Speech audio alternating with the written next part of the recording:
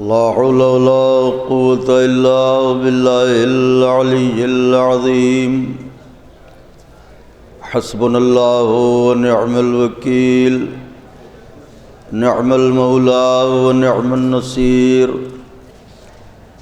أعوذ بالله السميع العلي العظيم من الشيطان اللعين الرجيم بسم الله الرحمن الرحيم الحمد لله الذي هدانا لهذا وما كنا لنهتدي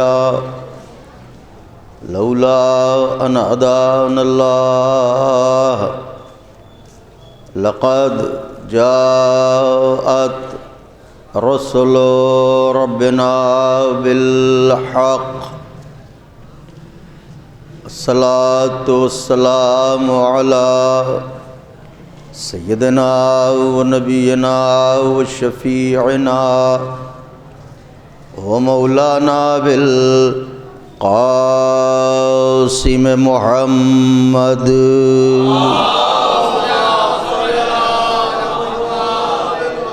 وأهل بيته الطيبين الطاهرين المعصومين المظلومين المنتخبين الذين أذهب الله عنهم الرجس وطهرهم تطهيرا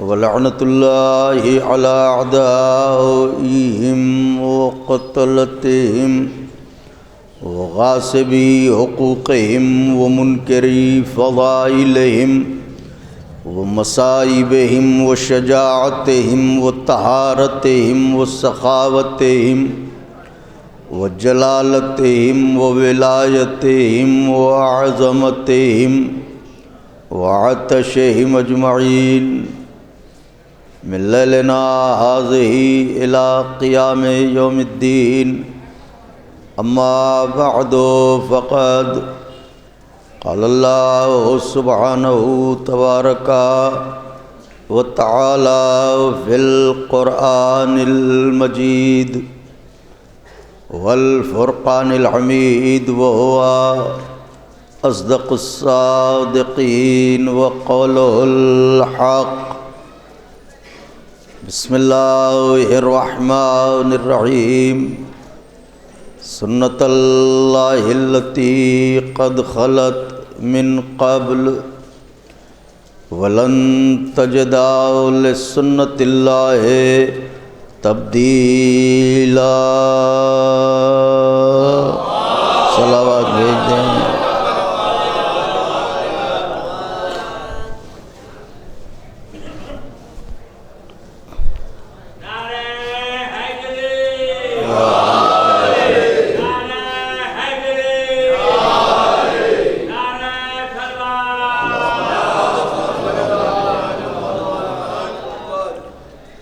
بزرگان مذہب و ملت، برادران ایمانی، کرم ہے حضرات چہاردہ معصومین علیہم الصلاۃ والسلام کا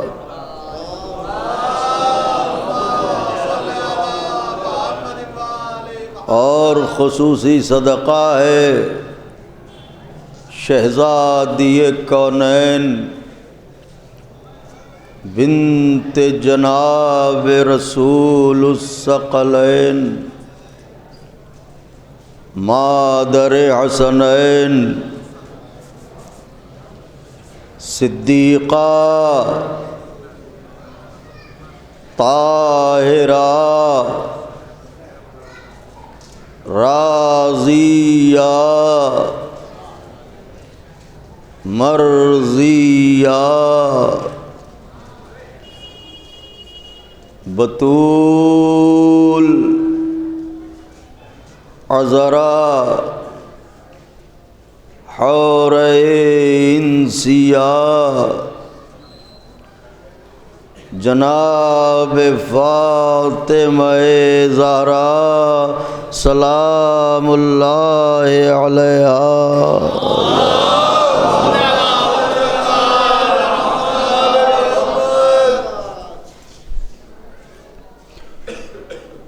بی بی سلام اللہ علیہا کی نعلین پاک سے لپٹی ہوئی گرد کے ذروں کا تصدق ہے کہ کاتب تقدیر نے ہماری کتاب تقدیر کے صفحات پر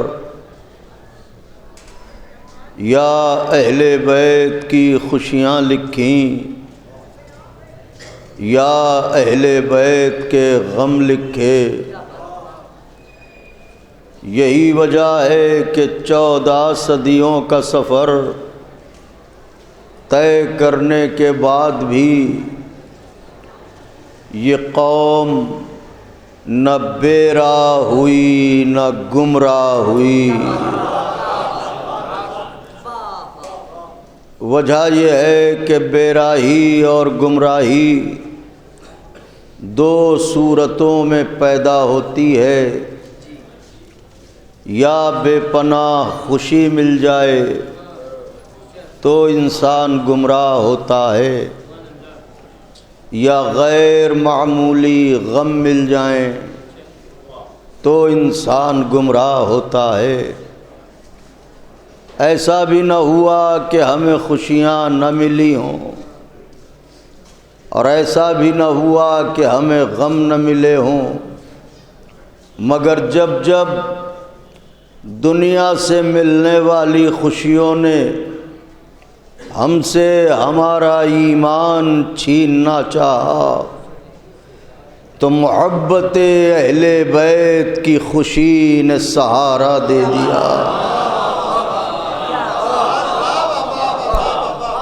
اور جب جب دنیا سے ملنے والے غموں نے ہم سے ہمارا ایمان چھیننا چاہا تو غم کربلا نے بڑھ کے بازوؤں کو تھام لیا۔ اس طرح ہم صراط اعتدال پر محو سفر رہے، نہ کل گمراہ تھے نہ آج گمراہ ہیں، نہ کل گمراہ ہوں گے، اس لیے بھی کہ گمراہی ان قوموں کا مقدر ہے جو لاوارث ہوں،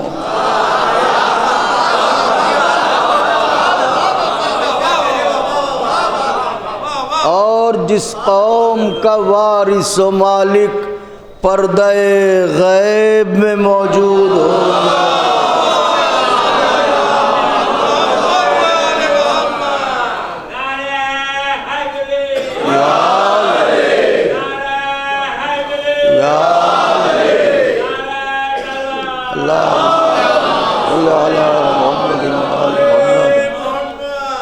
اسی موقع اور مناسبت سے ایک عظیم شاعر تھے جناب علامہ ریاض جرولی صاحب، کہ خدا ان کی قبر کو نورانی فرمائے اور کروٹ کروٹ جنت نصیب ہو انہیں۔ عجیب انداز سے اس مجلس اعزاء میں شعرائے ذوی الاحترام بھی تشریف فرما ہیں۔ عجیب انداز سے انہوں نے مصرے بظاہر تو دیکھنے میں کچھ نہیں ہے، مگر صدیوں کا جواب ان مصروں میں ہے۔ فرماتے ہیں درود زندہ ہے اپنا، سلام زندہ ہے، درود زندہ ہے اپنا، سلام زندہ ہے، خدا کے بعد محمد کا نام۔ درود زندہ ہے اپنا، سلام زندہ ہے، خدا کے بعد محمد کا نام زندہ ہے۔ تمہارے پاس تو مردہ بھی اب نہیں کوئی، ہمیں ہے فخر ہمارا ایمان۔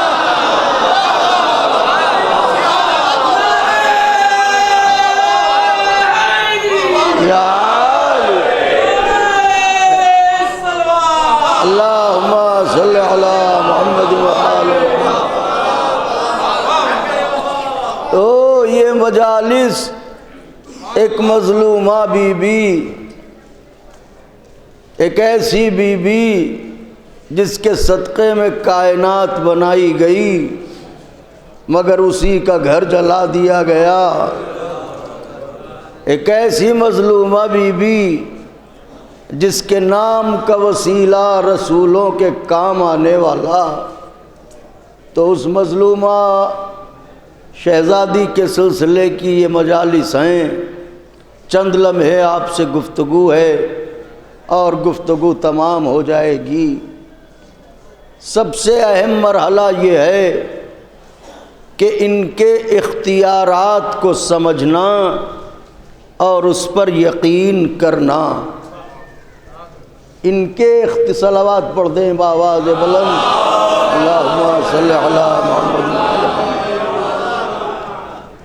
ان کے اختیارات کو سمجھنا اور ان پر یقین رکھنا کہ اللہ نے قادر مطلق ہوتے ہوئے سارے اختیار انہیں دیے ہیں۔ انہیں اختیار، فقرہ عرض کر رہا ہوں، انہیں اختیار دینے میں بھی اس کے قادر مطلق ہونے کی دلیل پنہا ہے۔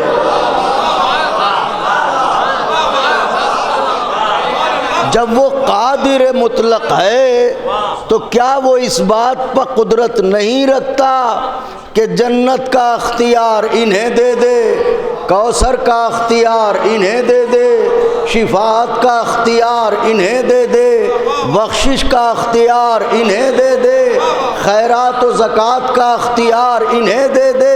وہ قادر مطلق ہے۔ اس کا مطلب ان کے اختیار پر شک کرنا اس کے قادر مطلق پر شک کرنے کی دلیل ہے۔ اس کے قادر مطلق ہونے پر شک ہے، ان کے اختیار پہ شک کرنا۔ لہٰذا میں نے جن فقرات نورانیہ اور کلمات ربانیہ کی تلاوت کی ہے، یہ سورہ مبارک فتح میں خداوند عالم نے ارشاد فرمایا ہے، توجہ رکھیے گا۔ بسم اللہ الرحمن الرحیم، سنت اللہ التی قد خلت من قبل، اور اللہ کا یہ طریقہ کار، اللہ کی یہ سنت، اللہ کا یہ آئین، اللہ کا یہ اصول چلا رہا ہے۔ سنت اللہ التی قد خلت من قبل، اللہ کا یہ طریقہ کار پہلے ہی سے چلا رہا ہے۔ وہ طریقہ کار کیا ہے؟ وَلَن تَجِدَ لِسُنَّتِ اللَّهِ تَبْدِيلًا، وہ طریقہ کار یہ ہے کہ اس کی سنت میں تبدیلی نہیں ہوتی، اس کے قانون میں تبدیلی نہیں ہوتی، اس کے آئین میں تبدیلی نہیں ہوتی۔ یعنی جو قانون اللہ نے بنا دیا وہ قانون قیامت تک نافذ رہے گا، جو آئین اللہ نے بنا دیا وہ آئین قیامت تک نافذ رہے گا، جو اصول اللہ نے بنا دیے وہ اصول قیامت تک نافذ رہیں گے۔ اب میرا ایک سوال ہے، اللہ نے مظلوم کے قاتل کے لیے اصول کیا بنایا؟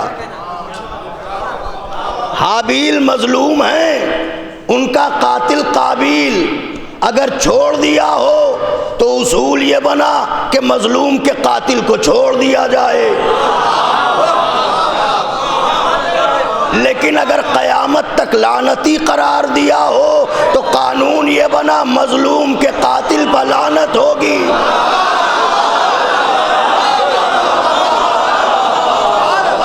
اس لیے کہ وہ خود کہہ رہا ہے کہ میرا قانون بدلتا نہیں۔ بھائی جو نوح کا دشمن تھا اگر اللہ نے اسے چھوڑ دیا ہو تو قانون یہ بنے گا، لیکن اگر نہ چھوڑا ہو تو قانون کچھ اور بنے گا۔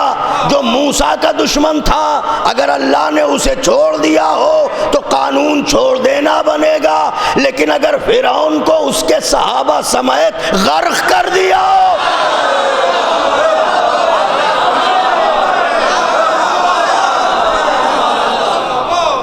قانون یہ بنے گا. غور فرمائیے جو میں آپ کی خدمت میں عرض کر رہا ہوں.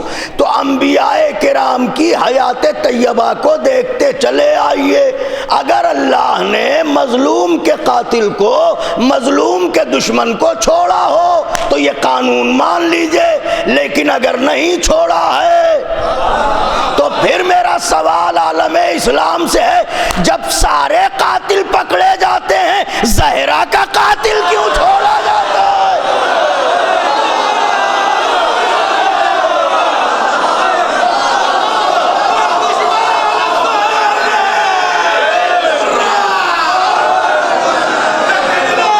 غور کرنے کی بات ہے. بھئی قانون ہے اس کا.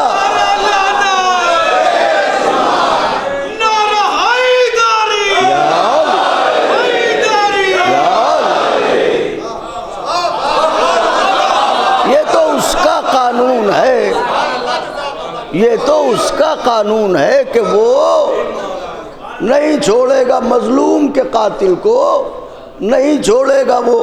تو جب ہر جگہ مظلوم کا قاتل پکڑا جائے تو پھر یہاں آ کے کیوں چھوڑا جائے؟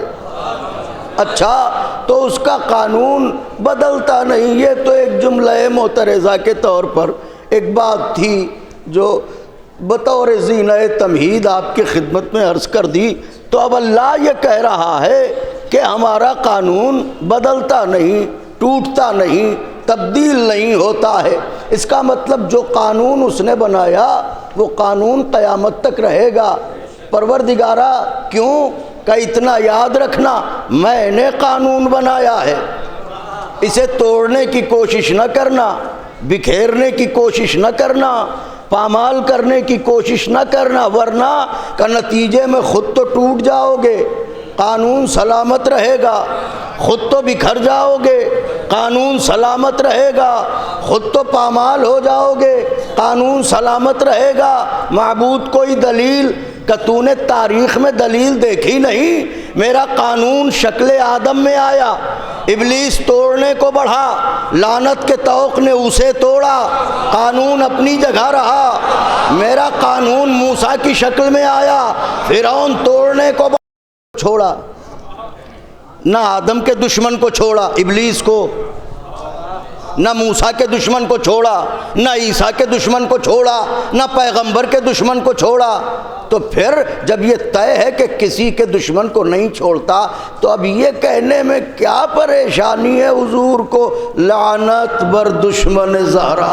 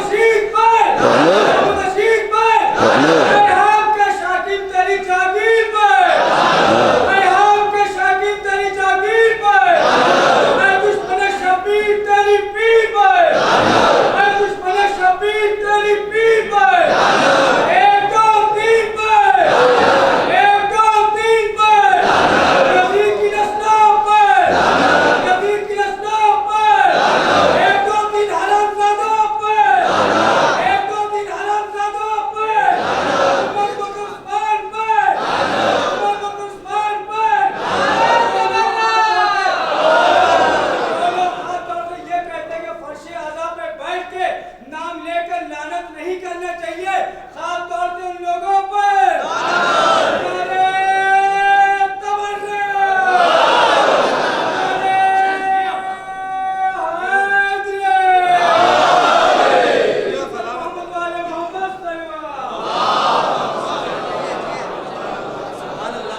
اب چوتھی منزل میں آئے کون؟ حضرت انسان.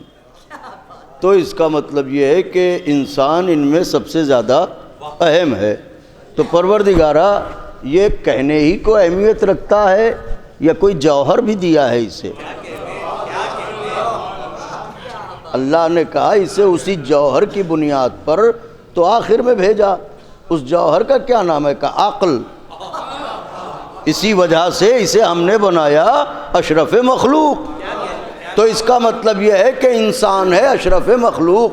تو پروردگارہ خالی یوں ہی زیب داستاں کو اشرف مخلوق ہے، کہنے کو اشرف مخلوق ہے، یا اختیارات بھی ہیں؟ اللہ نے کہا نہیں، کہنا کیا چاہتے ہو؟ ہم نے کہا پروردگارہ یہ زمین خوف و ہراس کے سائے سے ڈھکی ہوئی ہے، کائنات کا ہر خطہ مظلوموں کا مقتل ہو رہا ہے. عالم خوف یہ ہے کہ وجود اپنے وجود کے سائے سے لرزاں و ہراساں ہے. پروردگارہ خون کی ہولی کھیلی جا رہی ہے، موت کے بازار گرم ہیں. ایسے عالم میں یہاں پر کیا رہنا اور کیا سہنا؟ تو پروردگارہ اشرف مخلوق ہیں. ایک بار اجازت دے ہم سطح زمین سے اٹھیں، آسمان پائیں، خیمے لگائیں، بلڈنگیں بنائیں، پلازے تیار کریں، چین سے رہیں. اللہ نے کہا حیثیت نہ بھولو. میں نے کہا پروردگار کیا مطلب؟ کا مطلب یہ ہے کہ مٹی سے بنائے گئے ہو، مٹی میں مل جاؤ گے. یہاں آنے کی کوشش نہ کرو. اچھا مٹی سے بنائے گئے ہو، مٹی میں مل جاؤ گے، وہیں رہو، یہاں آنے کی کوشش نہ کرو. ٹھیک ہے پروردگارہ، ایک گزارش اور ہے بحیثیت اشرف مخلوق کا. وہ کیا؟ میں نے کہا معبود ادھر کچھ دنوں سے لائٹ کا نظام ٹھیک ہے ورنہ کٹوتی چلتی ہے. ویسے بھی معبود یہ بلب، یہ مرکریز، یہ ٹیوب لائٹس، ان کی روشنی آنکھوں پر اثر ڈالتی ہیں. تو اے پروردگارہ کب تک ان روشنیوں میں ہم اسیر رہیں؟ اشرف مخلوق ہیں. ایک بار اجازت دے تارے کو بلائیں، گھر کو روشن کریں، کھلے تو کہ اشرف مخلوق ہیں. مشیت نے کہا ممکن نہیں. کیوں ممکن نہیں؟ کہ قانون بنایا ہے. کیا قانون بنایا ہے؟ کہ قانون یہ ہے کہ ستارہ چمکے گا تو آسمان پر چمکے گا، زمین پر نہیں. ٹھیک ہے پروردگارہ، تو روز چاند کو متحرک کرتا ہے، ایک بار اس اشرف مخلوق کو اجازت دے کہ یہ اپنے حکم سے متحرک کر دے. آواز قدرت آئی یہ بھی ممکن نہیں. کیوں؟ کہ اس لیے کہ میں نے ان کی منزلیں مقرر کی ہیں. یہ میرے حکم سے سفر کرے گا، میرے حکم سے قیام کرے گا. ٹھیک ہے معبود، آخری گزارش کا وہ کیا؟ میں نے کہا پروردگارہ تو روز سورج اگاتا ہے، ایک بار اس اشرف مخلوق کو اجازت دے یہ بھی سورج کو اگائے. آواز قدرت آئی ممکن نہیں. کیوں؟ کہ قانون بنایا ہے. کیا قانون؟ کہ سورج نکلے گا تو میرے حکم سے، سفر کرے گا تو میرے حکم سے، غروب ہوگا تو میرے حکم سے. تو پروردگارہ تو نے قانون کیا بنایا؟ کہ قانون یہ بنایا مٹی کا بشر یہیں رہے، وہاں نہیں. ستارہ وہیں چمکے، یہاں نہیں. چاند اس کے حکم سے سفر کرے، سورج اس کے حکم سے طلوع ہو. پروردگارہ تیرا قانون ٹوٹے گا تو نہیں.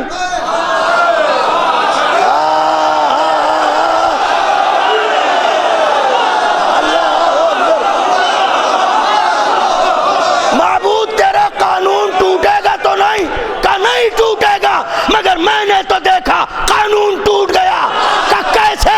ارے بھائی جس ستارے کے کے لیے قانون تھا، آسمان پر چمکے زمین پر نہیں، عقد زہرا کی بات آئی در علی۔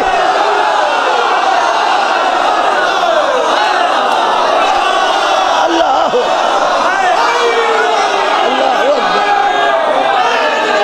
یا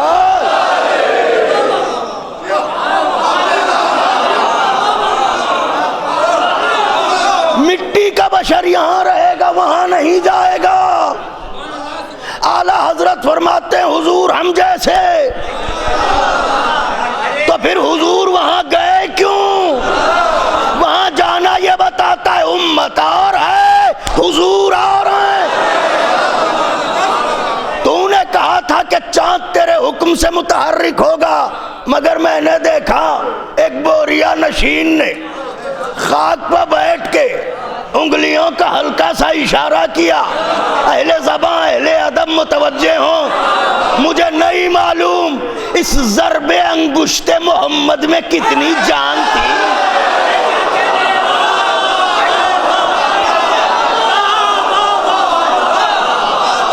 کہ چاند کا سینہ بھی تاب نہ لا سکا، دو حصوں میں بٹ گیا۔ جس سورج کے لیے قانون تھا میرے حکم سے طلوع و غروب، میں نے دیکھا میرے صاحب اختیار آقا نے، ٹھوکر سے مردے جلانے والے نے، دہلیز پر تارا بلانے والے نے، تقدیروں کی کشتی پار لگانے والے نے، جھولیوں کے بھر دینے والے نے، علی مرتضیٰ نے ہلکا سا اشارہ کیا، ڈوبے ہوئے سورج کی تنابیں کھینچیں۔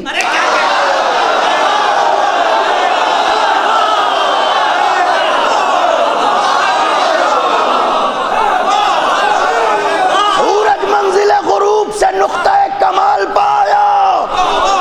اے میرے معبود تو کہتا تھا قانون نہ ٹوٹے گا، تو پھر یہ بتا ستارہ کیوں اترا، قانون کیوں ٹوٹا، چاند کیوں بٹا، قانون کیوں ٹوٹا، سورج کیوں پلٹا، قانون کیوں ٹوٹا۔ آواز قدرت آئے گی، تجھے کیا خبر؟ اصل میں محمد و آل محمد وہ نہیں کرتے جو قانون کہتا ہے، بلکہ جو یہ کرتے ہیں وہ قانون۔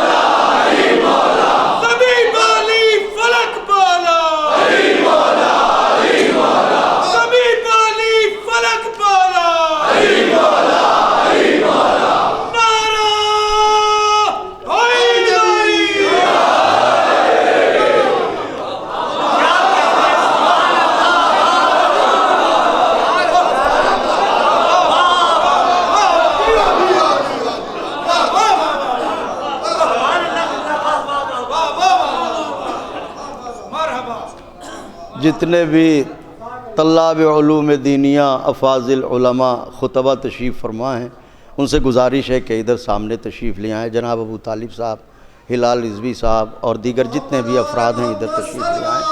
اللہم صلی علی محمد آ جائیں، تشریف لے آئیں۔ ایک اور صلوات پڑھ دیں بآواز بلند، آ جاؤ بیٹے۔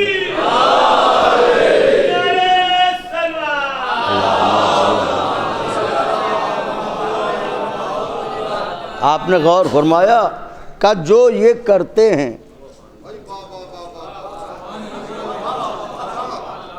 وہ قانون بنتا ہے، کلی طور پر قانون بھی ٹوٹ گیا۔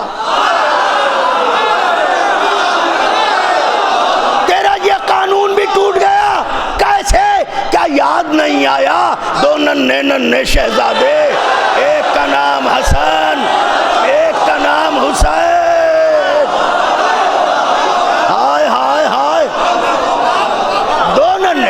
شہزادے، ایک کا نام حسن ایک کا نام حسین، ایک کا نام حسن ایک کا نام حسین۔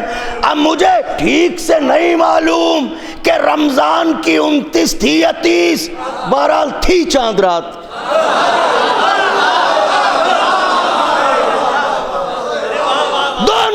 ننھے شہزادے،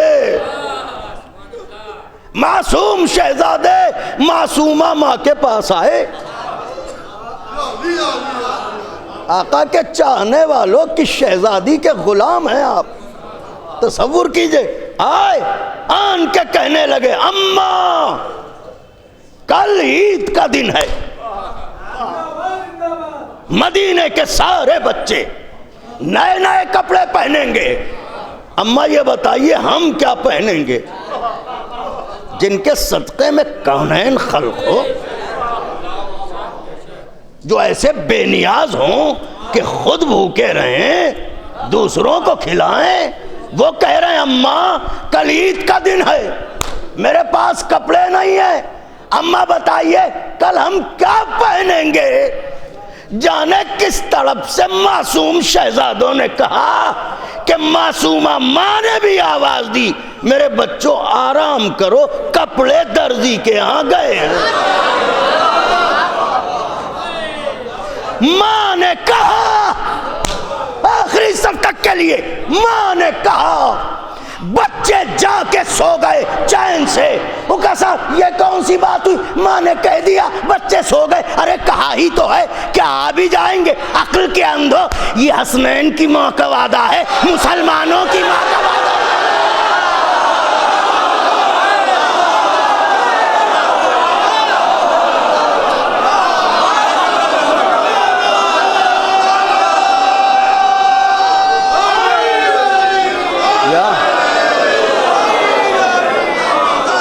یہ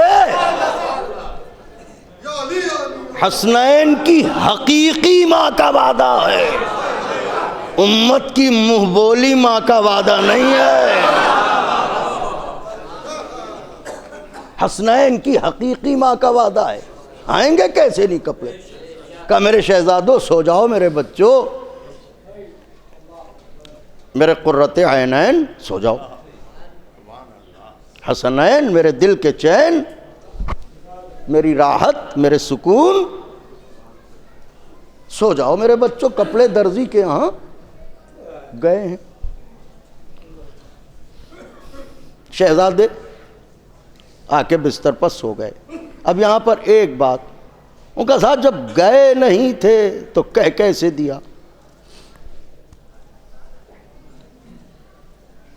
ان پر سوال کرنا توحید پر سوال کرنا ہے.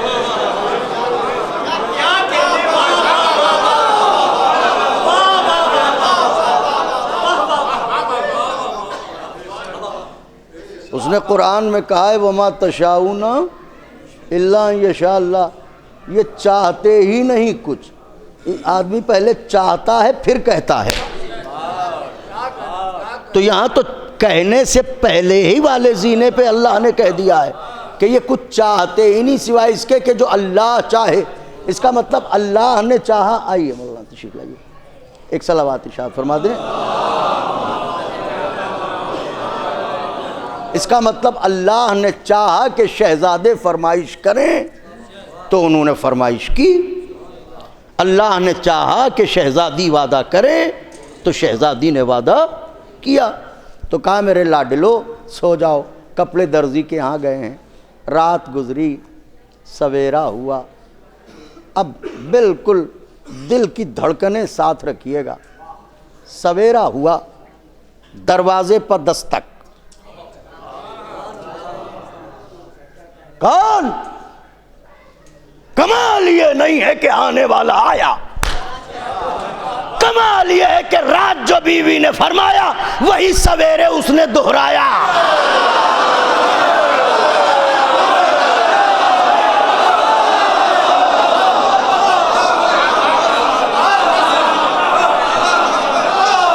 انا خیاط الحسنین،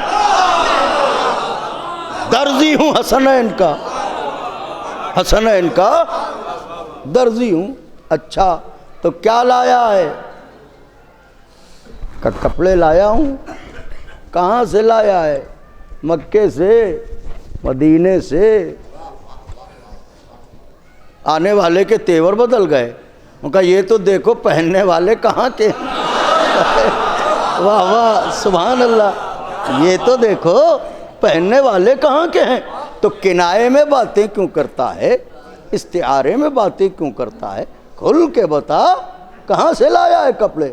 کہ جنت سے لایا ہوں۔ تو جنت میں کیا کرتا ہے؟ سلائی کا کام کرتا ہے؟ کہ نہیں، وہاں کا رضوان جنت ہوں۔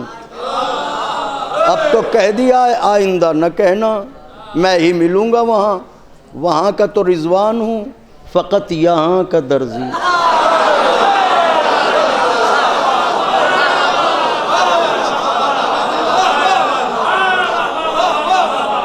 وہاں کا رضوان ہوں، فقط یہاں کا درزی۔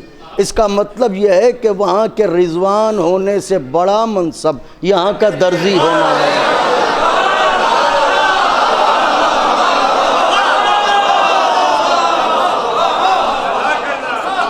تو جب وہاں کا رضوان ہونے سے بڑا منصب یہاں کا درزی ہونا ہے، تو پھر یہاں کا بادشاہ ہونے سے بہتر اس در کا فقیر ہونا ہے۔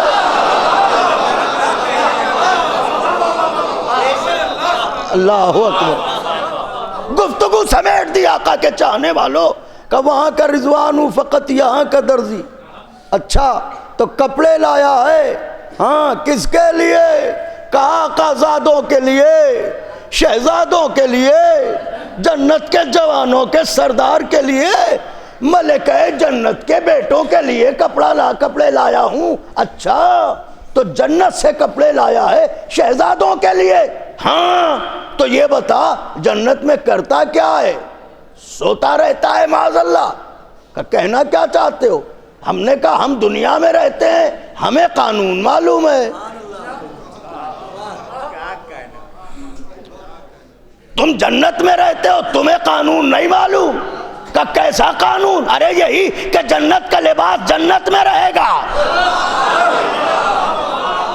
تو قانون کیوں توڑا؟ سزا مل گئی تو رضوان جنت کہے گا کیسی باتیں کرتے ہو، نہ لاتا تو سزا ملتی۔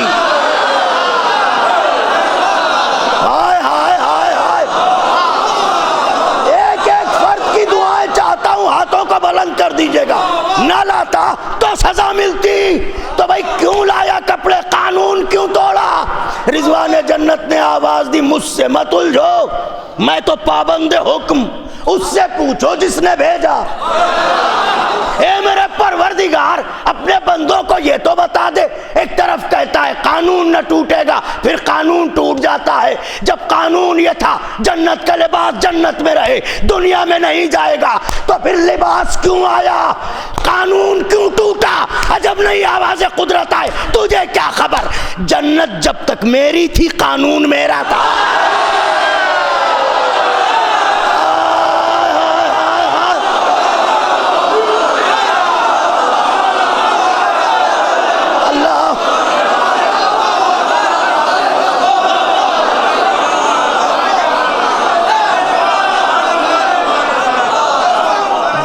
جب تک میری تھی،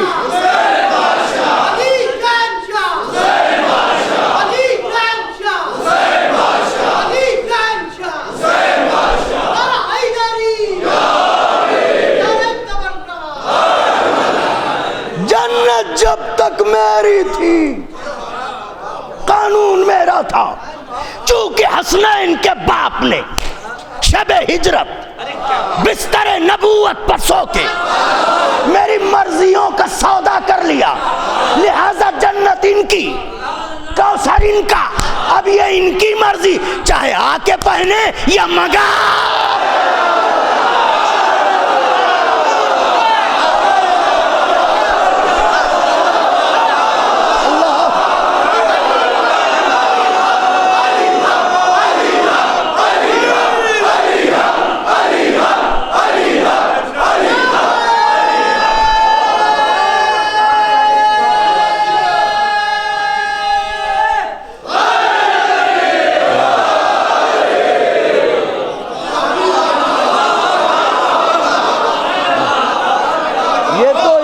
مرضی ہے، یہ چاہے آ کے پہنے چاہے مگا کے پہنے آخری جملہ. معترض نے کہا آپ نے انتہا کر دی. ہم نے انتہا نہیں کی، اب تم انتہا کرو گے. کہا آپ نے جنت کا لباس دنیا میں منگوا لیا. ارے ایسی بھی کیا محبت کہ جنت کا لباس ان کی محبت میں دنیا میں منگوا لیا. عقل کے اندھو، جنت کا لباس دنیا میں کہاں سے منگوایا؟ ارے ایک جنت سے نکلا دوسری جنت میں.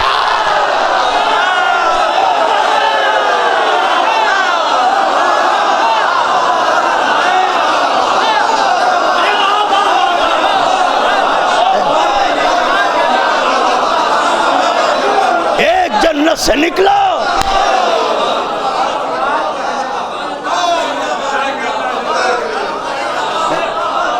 دوسری جنت میں آ گیا. جس گھر میں سردار جوانان جنت ہوں، کیا جنت اس گھر سے بڑی ہے؟ جس گھر میں ملکہ جنت ہو، کیا جنت اس گھر سے بڑی ہے؟ اللہ اکبر. جنت میں جانے کی تمنا رکھنے والوں، تم نے کیا کیا؟ اسی در کو جلا دیا.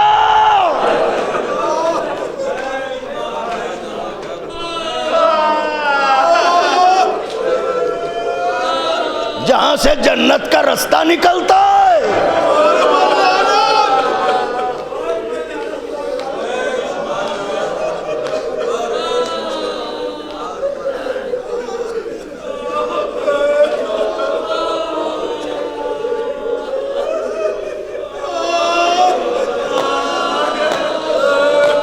ہر مجلس میں آنے والی بی بی کی مجلس ہے.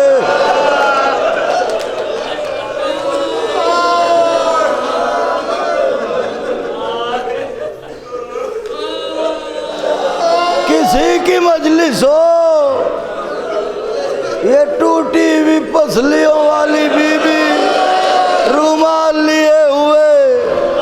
حسین کی مجلس ہے، آنسو لاؤ. عباس کی مجلس ہے، آنسو لاؤ. علی کی مجلس ہے، آنسو لاؤ. اکبر کی مجلس ہے، آنسو لاؤ. آج اسی کی مجلس ہے.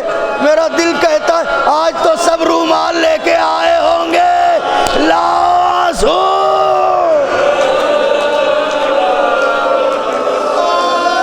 بلند ہو گئی آوازیں، تڑپ گئے، بلک گئے،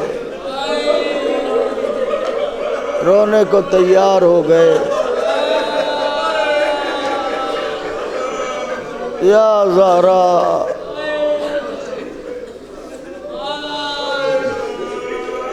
ہائے بی بی.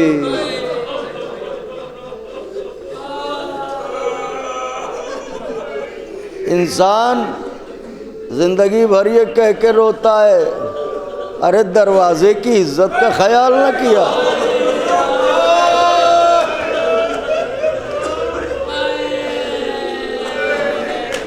جس دروازے پر نماز کے بعد نبی آتے تھے، السلام علیکم یا اہل بیت النبوہ.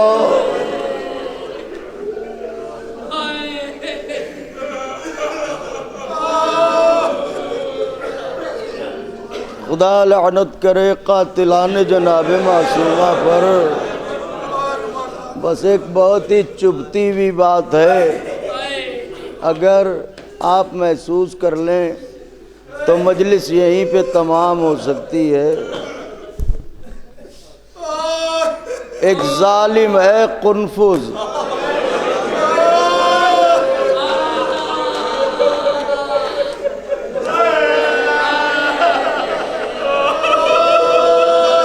اس ظالم نے اپنے ظالم آقا کے کہنے کی وجہ سے ایک تازیانہ تھا،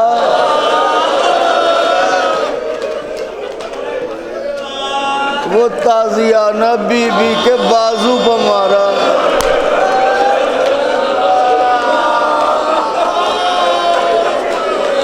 بی بی دنیا سے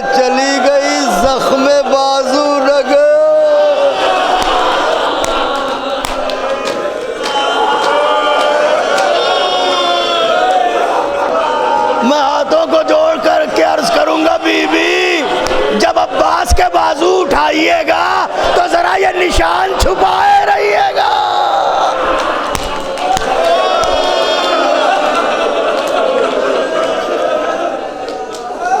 اگر آپ محسوس کر لیں تو رونے کو کافی ہے۔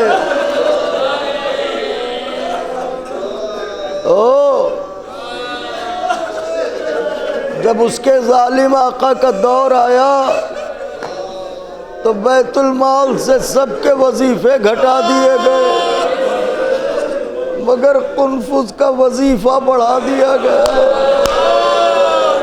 چاہنے والے نے امام سے کہا یا علی سب کے وظیفے گھٹائے گئے قنفذ کا وظیفہ کیوں بڑھایا گیا؟ امام نے کلیجہ تھام لیا، بڑی دیر تک روئے، رو کے کہنے لگے جانتا ہے ارے یہ اس عمل کا بدلہ ہے جو اس نے تازیانہ بنت رسول کو مارا تھا۔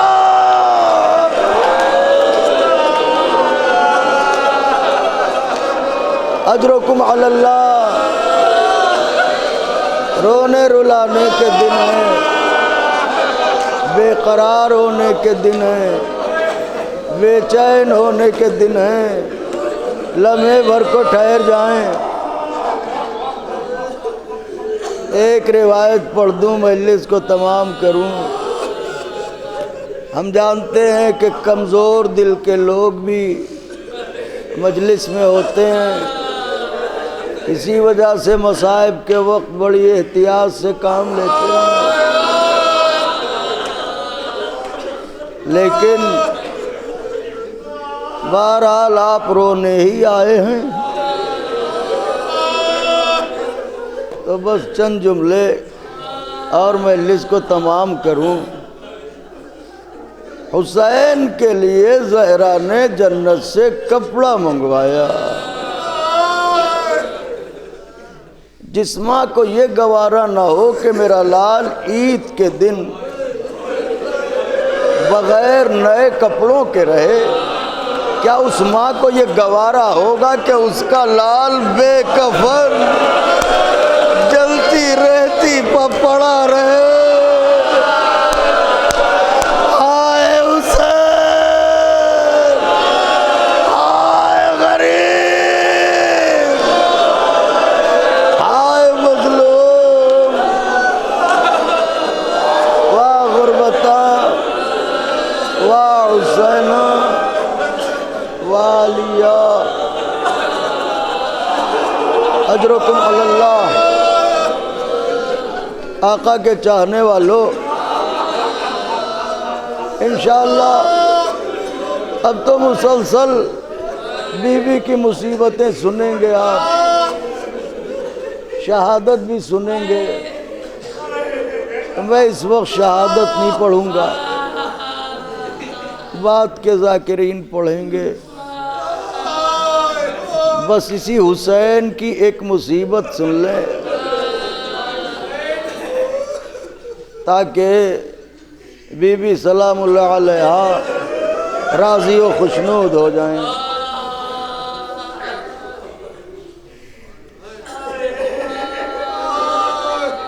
ہمارے بزرگ یہاں بیٹھے ہیں بہت سے،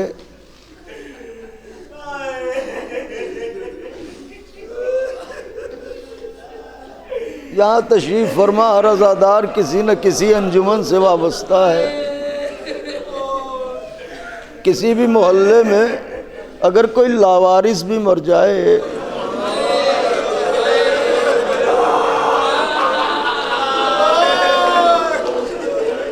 تو کوئی بھی انجمن اٹھ کے کھڑی ہو جاتی ہے، کفن ہم دیں گے، تیجا 40واں ہم کریں گے۔ افسوس کی بات یہ ہے جس کا سید سجاد جیسا وارث ہو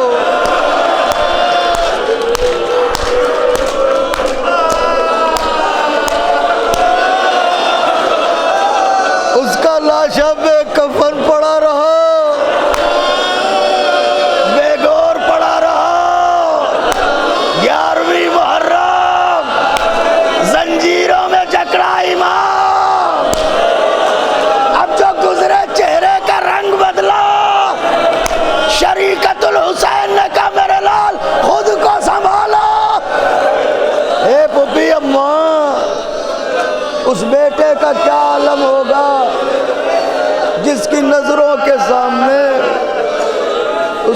بابا کا جنازہ بے کفن پڑا ہو، جبکہ ظالموں نے اپنے کشتہائے نجس دفنا دیے۔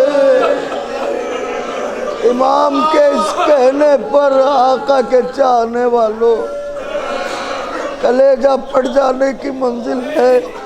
امام کے یہ فرمانے پر زینب کبریٰ نے بھتیجے کو گلے سے لگایا، آواز دی میرے لال غم نہ کرو، یہ آج کی کربلا ہے جہاں میرا بھیا بے کفن پڑا ہے۔ ایک ایسا وقت آئے گا جب یہی روضہ بنے گا، دور دور سے زیارت کرنے والے میرے ماجائے کی قبر پائیں گے۔ اجرکم علی اللہ، اجرکم علی اللہ۔ کارواں چلا، دیکھیے گا میری طرف، مجلس تمام ہونے کو میری طرف دیکھیے گا۔ کمزور دل کے لوگوں سے دستے ادب جوڑ کے معافی چاہتا ہوں، 1 سے 1.5 منٹ کے اندر روایت تمام ہو جائے گی۔ امام علیہ السلام سے روایت ہے، میرا مظلوم آقا زنجیروں میں جکڑا ہوا مولا حضرت فرماتے ہیں جب میں کربلا آیا، باعجاز امامت آیا میں تاکہ اپنے شہیدوں کو دفناؤں، تو ایک تابوت کو اٹھانے کے لیے کم سے کم کئی لوگ ہوتے ہیں؟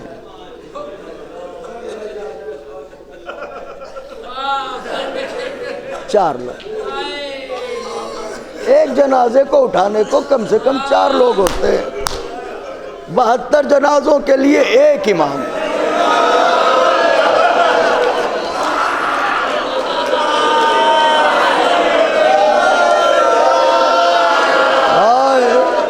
ہائے سید سجاد، ہائے غربت۔ حضرت فرماتے ہیں کہ میں نے گنج شہیدہ میں مجلس تمام کر دی، ذاکرین بہتر جانتے ہیں، وہ طرف بعض مرحلے ایسے ہوتے ہیں کہ ذاکر کا دم گھٹنے لگتا ہے، کیا کرے، پڑھے یا نہ پڑھے، لیکن خوف آتا ہے بی بی کے سامنے جانا ہے، ایسا نہ ہو میری مصیبت بیان کیوں نہ کی۔ تو حضرت کہتے ہیں کہ میں نے گنج شہیدہ میں انصار و اقربا کو دفن کیا، پھر فرات کے کنارے گیا، چچا کی قبر بنائی۔ فرماتے ہیں کہ اس کے بعد 3 جنازے رہ گئے تھے، ایک میرے گیسووں والے بھائی کا جنازہ، ایک میرے 6 مہینے والے بھائی کا جنازہ، ایک میرے بابا کا جنازہ۔ فرماتے ہیں 2 قبریں میں نے بنائی، پائی نے پا اپنے گیسووں والے بھائی کو دفنایا، اب ننھا سا جنازہ رہ گیا تھا اور میرے بابا کا جنازہ۔ اس سے پہلے کہ قبر اصغر کے لیے کچھ سوچتا، میرے بابا کی کٹی ہوئی گردن سے آواز آئی، میرے لال اصغر چھوٹا ہے، اسے میرے سینے پر سلا دے، اسے میرے سینے پر سلا دے میرے لال، اصغر کو میرے سینے پر سلا دے۔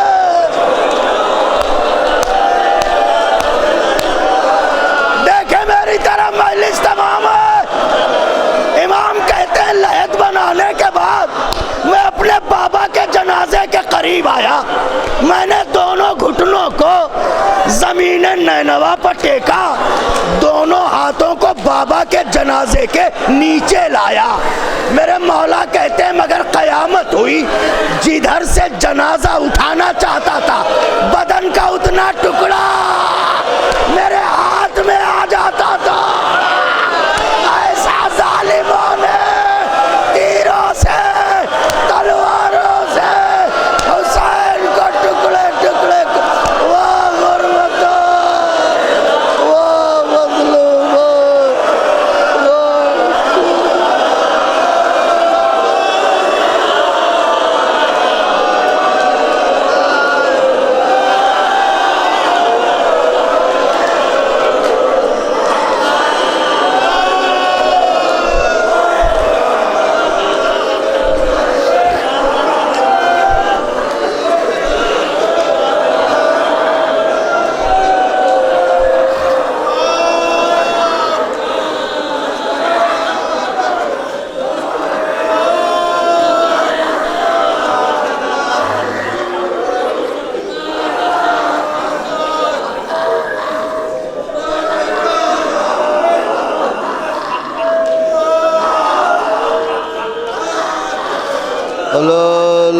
لعنة الله على القوم الظالمين وسيعلم الذين ظلموا أي منقلب ينقلبون اللهم لعن أول ظالم ظلم حق محمد وآل محمد وآخر تابع له على ذلك اللهم لعن العصابة التي حاربت الحسين صلواتك عليه وشايعت وبايعت وتابعت على قتله اللهم لعنهم جميعا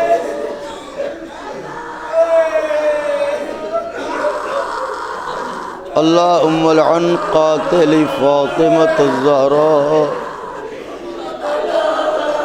اللهم لعن قاتل فاطمة الزهراء